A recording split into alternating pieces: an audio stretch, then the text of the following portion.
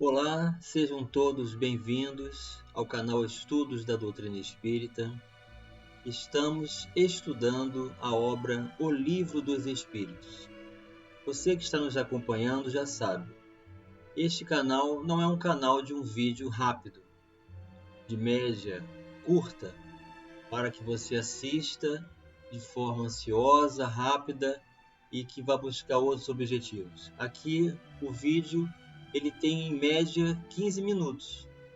São 15 minutos do seu momento do dia para você estudar, refletir um pouco sobre esta obra que deu origem ao Espiritismo. Então, estamos comprometidos com essa condição, nessa proposta de reflexão e estudo, com muita tranquilidade, com muita serenidade, em busca desses entendimentos. Já estamos no capítulo 4 do Livro dos Espíritos, da segunda parte, da pluralidade das existências. Hoje vamos abordar o tópico transmigrações progressivas. Acompanhe conosco. Então, reforçando o capítulo 4 da segunda parte do Livro dos Espíritos, da pluralidade das existências. E vamos abordar esse tópico aqui, transmigrações progressivas. É a questão 189. Desde o início de sua formação, goza o espírito da plenitude de suas faculdades? Então, Kardec está perguntando sobre a origem dos espíritos. Na sua formação, quando ele é criado e passa a ter o livre-arbítrio, o pensamento contínuo, na sua primeira encarnação, ele já terá a total plenitude de suas faculdades? Os espíritos respondem não, pois que para o espírito, como para o homem, também há infância.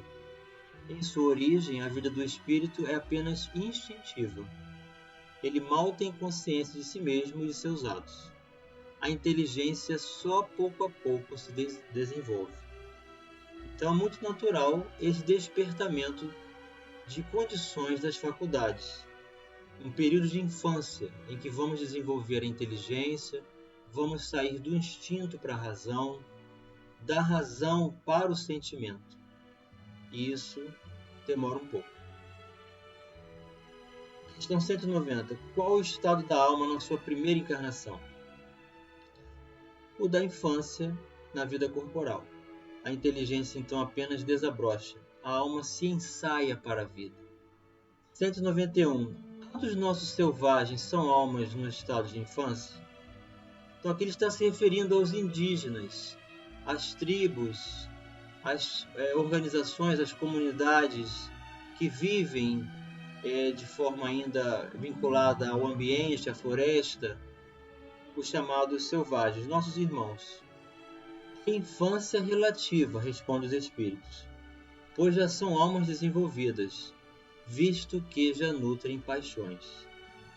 Então, as tribos indígenas, os selvagens, são almas que estão ainda no estado da infância, mas não a infância daquele início de não ter consciência de si mesmo, porque já possuem paixões. Você me pergunta, então as paixões são um sinal de desenvolvimento? Desenvolvimento sim, de perfeição, porém não. São sinal de atividade, de consciência do eu, porquanto na alma primitiva a inteligência e a vida se acham no estado de germe. É muito interessante essa questão da paixão, que são escolhas, são vínculos. Nós estabelecemos recursos com as sensações corporais e passamos a viver ainda nessa condição instintiva, nessa fase de espírito. E Allan Kardec vem dar sua contribuição. A vida do espírito em seu conjunto apresenta as mesmas fases que observamos na vida corporal. Ele passa gradualmente do estado de embrião ao de infância, para chegar percorrendo sucessivos períodos ao de adulto, que é o da perfeição, com a diferença de que para o espírito não há declínio nem decrepitude. Essa perfeição que ele fala aqui é da formação do corpo, como na vida corporal, que a sua vida, que teve começo, não terá fim, que imenso tempo lhe é necessário, do nosso ponto de vista, para passar da infância espírita ao completo desenvolvimento e que seu progresso se realiza não num único mundo, mas vivendo ele em muitos mundos diversos. A vida do espírito, pois, se compõe de uma série de existências corporais, cada uma das quais representa para ele uma ocasião de progredir, do mesmo modo que cada existência corporal se compõe de uma série de dias, em cada um dos quais o homem obtém um acréscimo de experiência e de instrução. Mas, assim como na vida do homem, há dias que nenhum fruto produzem. Na do espírito há existências corporais de que ele nenhum resultado colhe, porque não as soube aproveitar. Então, muito interessante essa comparação com relação a uma existência corporal composta por vários dias e que, às vezes, em um desses dias, nós não produzimos nada. Passamos pela vida assistindo o dia sem nenhuma condição produtiva de valores maiores. Assim também, a existência do espírito, passando por diversas personalidades, pode passar por personalidades sem realizar nenhum proveito, porém o da experiência, às vezes no erro, que também vai servir de progresso, porque nada é perdido, na verdade. Pergunta 192. Pode alguém, por um proceder impecável na vida atual, transpor todos os graus da escala do aperfeiçoamento e tornar-se espírito puro sem passar por outros graus intermédios? A mesma abordagem com relação à reencarnação, aos diversos graus que o espírito, níveis, ordens que o próprio Kardec já mencionou da observação dos espíritos. No entanto, ele está perguntando novamente, será que alguém consegue atingir a perfeição relativa total do desenvolvimento da evolução em uma única existência? Os espíritos respondem que não, pois o que o homem julga perfeito longe está da perfeição. Há qualidades que lhe são desconhecidas e incompreensíveis. Poderá ser tão perfeito quanto comporte a sua natureza terrena, mas isso não é a perfeição absoluta. Dá-se com o espírito o que se verifica com a criança, que por mais precoce que seja, tem de passar pela juventude, antes de chegar à idade da madureza. E também com o enfermo, que para recobrar a saúde, tem que passar pela convalescença. Mas ao espírito cumpre progredir em ciência e em moral. Se somente se adiantou num sentido, importa-se adiante no outro, para atingir o extremo superior da escala.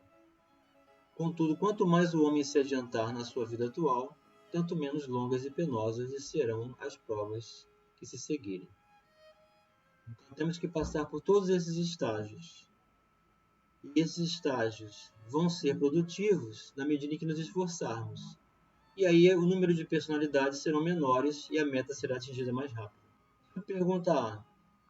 Pode ao menos o homem na vida presente preparar com segurança para si uma existência futura menos prende de amarguras? Ou seja, eu posso agir hoje estabelecendo consequências favoráveis para o futuro? Sem dúvida, pode reduzir a extensão e as dificuldades do caminho. Só o descuidoso permanece sempre no mesmo ponto. Então veja mais uma vez que nós somos construtores do próprio destino, artífices da nossa felicidade. 193. Pode um homem nas suas novas existências descer mais baixo do que esteja na atual? Com relação à posição social, sim, como o espírito não. Por que os espíritos estão dizendo isso? Porque já disseram que o espírito não retrograda. Ou seja, aquilo que ele aprendeu, ele não desaprende. Ele pode não usar. Pode evoluir perispiritualmente e apresentar formas degradantes. Mas a experiência não se perde, o aprendizado também não. 194. É possível que em nova encarnação a alma de um homem de bem anime o corpo acelerado? Não, visto que não pode degenerar, como já dissemos. Se tu pergunta a alma de um homem perverso pode tornar-se de um homem de bem? Sim, se arrependeu. Isso constitui então uma recompensa. E Allan Kardec vem dar sua contribuição. A marcha dos espíritos é progressiva, jamais retrograda. Eles se elevam gradualmente na hierarquia e não descem da categoria a que ascenderam. Em suas diferentes existências corporais, podem descer como homens, não como espíritos, socialmente, conforme os espíritos responderam. Assim, a alma de um potentado da terra pode mais tarde animar o mais humilde obreiro e vice-versa. Por isso que entre os homens as categorias estão frequentemente na razão inversa da elevação das qualidades morais. Herodes era rei e Jesus carpinteiro. Então veja aqui a apropriação dos valores em função da elevação moral.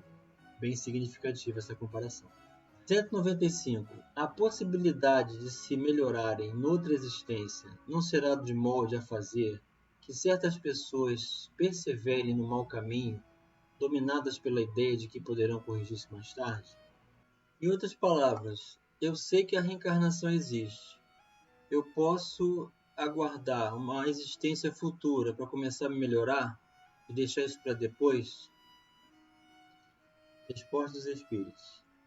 Aquele que assim pensa, em nada crê, e a ideia de um castigo eterno não referiria mais do que qualquer outra, porque sua razão a repele. Semelhante ideia induz a incredulidade a respeito de tudo. Se unicamente meios racionais se tivessem empregado para guiar os homens, não haveria tantos céticos. De fato, um espírito imperfeito poderá, durante a vida corporal, pensar como dizes, mas liberto que se veja da matéria, pensará de outro modo, pois logo verificará que fez cálculo errado. E então o sentimento oposto a esse se trará ele para a sua nova existência. É assim que se efetua o progresso, e essa a razão por que na Terra os homens são desigualmente adiantados. Uns já dispõem de experiência que a outros falta, mas que adquirirão pouco a pouco. Deles depende acelerar-se-lhes o progresso ou retardar-se indefinidamente. Então, os Espíritos estão falando aqui do remorso, do arrependimento, por não termos aproveitado aquilo que tínhamos em condição de realizar, por omissão, por desleixo, por estagnação, por vontade própria de afastar-se das leis de Deus. Então, é uma consequência grave o arrependimento. Perder tempo numa encarnação. O homem que ocupa uma posição má deseja trocá-la o mais depressa possível. Aquele que se acha persuadido de que as tribulações da vida terrena são consequências de suas imperfeições, procurará garantir para si uma nova existência menos penosa, e essa ideia o desviará mais depressa da cena do mal do que a do fogo eterno, que não acredita. Pergunta 196. Não podendo os espíritos aperfeiçoar-se, a não ser por meio das tribulações da existência corpórea, segue-se que a vida material seja uma espécie de crisol ou de depurador, por onde tem que passar todos os seres do mundo espírita para alcançarem a perfeição. Então, Kardec está fazendo uma pergunta aqui para finalizar o tópico, pedindo aos espíritos que confirmem que realmente é isso. O espírito tem que passar pela associação da vida corpórea para desenvolver a evolução. E os espíritos respondem que sim, é exatamente isso. Eles se melhoram nessas provas, evitando o mal e praticando o bem. Porém, somente ao cabo de mais ou menos longo tempo, conforme os esforços que empreguem, somente após muitas encarnações ou depurações sucessivas, atingem a finalidade para que tendem. Pergunta A. É o corpo que influi sobre o espírito para que esse melhore, ou o espírito que influi sobre o corpo? De uma outra maneira falando, é a carne que é fraca? Ou é o espírito que é fraco? Os espíritos respondem: teu espírito é tudo. Teu corpo é simples veste que apodrece. Eis tudo. Contribuição de Kardec. O suco da vide, do vinho, da uva, nos oferece um símile material dos diferentes graus de depuração da alma. Ele contém o licor que se chama espírito ou álcool, mas enfraquecido por uma imensidade de matérias estranhas que lhe alteram a essência. Esta só chega à pureza absoluta depois de múltiplas destilações, em cada uma das quais se despoja de algumas impurezas. O corpo é o alambique em que a alma tem que entrar para se purificar. As matérias estranhas se assemelham ao perispírito. e também se depura à medida que o espírito se aproxima da perfeição. Então, eis a comparação da destilação, que é um processo de separação física de impurezas usando altas temperaturas. Essas altas temperaturas são os desafios, as adversidades, os testemunhos, os convites à ressignificação de valores das nossas vidas, na aquisição de virtudes, na depuração da alma. Eis aí o processo para atingirmos a felicidade, a independência da necessidade direta com a matéria. Esse trabalho a ser realizado por cada um de nós, com Jesus como amigo presente em nossas vidas hoje e sempre. Um grande abraço e até o próximo vídeo.